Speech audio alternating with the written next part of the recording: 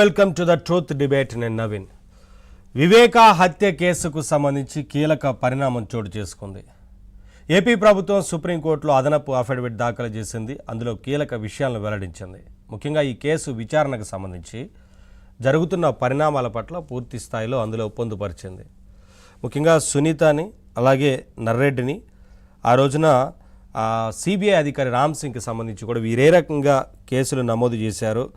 ఈ కేసులో నర్రెడ్డిని అలాగే సునీతని ఇరికించే ప్రయత్నం చేశారని, మొత్తంగా కుట్ర కోణం ఏంటి అనేది తెలిసి కూడా విచారణకు సంబంధించి సరిగా చేయలేకపోయారు అనేది, అలాగే పూర్తి స్థాయిలో ఇది మొత్తం కూడా హత్య కేసుకు సంబంధించి వైఎస్ అవినాష్ రెడ్డి డైరెక్షన్లోనే జరిగింది అనేది చాలా స్పష్టంగా తెలుస్తున్నప్పటికీ అరెస్టుకి సహకరించకపోవడం, ఆ రోజున ప్రభుత్వం ఏ రకంగా వ్యవహరించింది, అలాగే ఆ రోజున అధికారులను ఏ రకంగా అడ్డుకున్నారు, అలాగే అవినాష్ రెడ్డికి బెయిల్ ఎలా వచ్చింది, ఇలా అనేక పరిణామాలు ఈ కేసులో ఉన్నాయి. వాటన్నిటికి సంబంధించి ఇవాళ డిబేట్లో మాట్లాడదాం. అంతకన్నా ముందు ఒకసారి మా కడప కరస్పాండెంట్ శ్రీనివాస్ లైవ్లో సిద్ధంగా ఉన్నారు. వారితో మాట్లాడిన తర్వాత ఈ డిబేట్లోకి వెళ్దాం.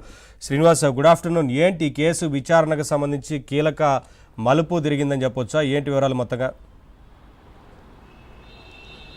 Naveen, good afternoon. YS Vivekananda Reddy హత్య కేసుకు సంబంధించి గతంలో మనం చూసాం. ఫస్ట్లో కడప జిల్లాలో సిబిఐ ఎంక్వైరీ చేసినప్పటి నుంచి కూడా ఈ వైఎస్ అవినాష్ రెడ్డి అప్పుడు, ఎందుకంటే జగన్ గవర్నమెంట్ కావడంతో వాళ్ళు ఇష్టానుసారంగా సిబిఐని అడ్డుకుంటా వచ్చారు, విచారణ కూడా కొనసాగించలేదు.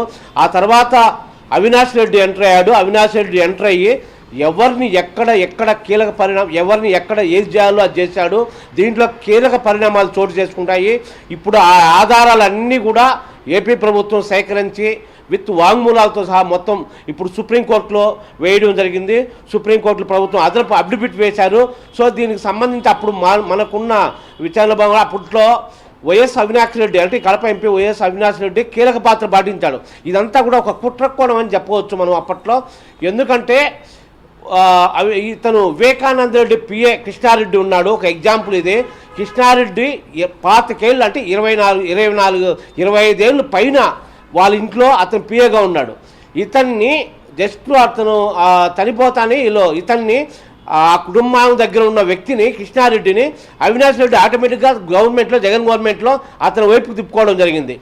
ఈ కుట్ర కోణంలో భాగంగానే ఇది అతనికి తిప్పుకొని, ఆ తర్వాత ఎవరైతే బాధితులు ఉన్నారో నర్రెడ్డి రాజశేఖర రెడ్డి, సునీత భార్యాభర్తలతో పాటు సిబిఐ విచారణాధికారి, అప్పటి సిబిఐ విచారణాధికారి రామ్ సింగ్, వీళ్ళ ముగ్గురు పైన కేసు వేయాలని, వీళ్ళు ముగ్గురు తనను వేధించారని సిబిఐ ఎంక్వైరీకి పదే పిలిపించడము, అబద్ధాలు చెప్పడము, తమ వైపుగా తిప్పుకోమని చెప్పడము, ఇవన్నీ కూడా నువ్వు అబద్ధాలు చెప్పి వాళ్ళ ముగ్గురిని ఇరికించి తప్పుడు కేసు పెట్టమని అవినాష్ రెడ్డి స్వయంగా ఎవరైతే ఉన్నారో పిఏ కృష్ణారెడ్డికి చెప్పడం జరిగింది అప్పట్లో.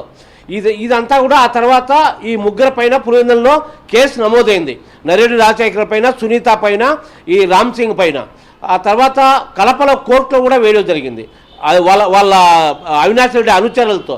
చాలా సిబిఐ ఎంటర్ అయినా నుంచి సిబిఐని అడ్డుకునే భాగంగానే ఇవన్నీ కూడా వరుసగా జరుగుతూ వచ్చాయి. ఆ తర్వాత మొత్తం అవినాష్ రెడ్డి పాత్ర దీంట్లో ఉండొచ్చు అనేది ఇప్పుడు గుర్తించడం జరిగింది ప్రభుత్వము. దీంట్లో ప్రధానంగా అప్పుడే రిటైర్డ్ ఏఎస్పీ రాజేశ్వర రెడ్డి కావచ్చు, రామకృష్ణారెడ్డి దీంట్లో ప్రధాన పాత్రదారులు కూడా, అవి కూడా ఇప్పుడు ప్రభుత్వం గుర్తించింది. అలాగే కృష్ణారెడ్డి చెప్పినవన్నీ కట్టుకథలను కూడా తేల్చడం జరిగింది. ఈ అవినాష్ రెడ్డి కుట్రని కూడా చేర్చడం జరిగింది. దీంట్లో భాగంగానే అప్పట్లోనే ఈ అధికారులు అతని మాట వినడము, ఐజీ రాజు కూడా అతను ప్రొఫెషనల్గా ఎంక్వైరీ చేయలేదు. ఇవన్నీ కూడా ప్రభుత్వం గుర్తించింది, ఏపీ ప్రభుత్వం.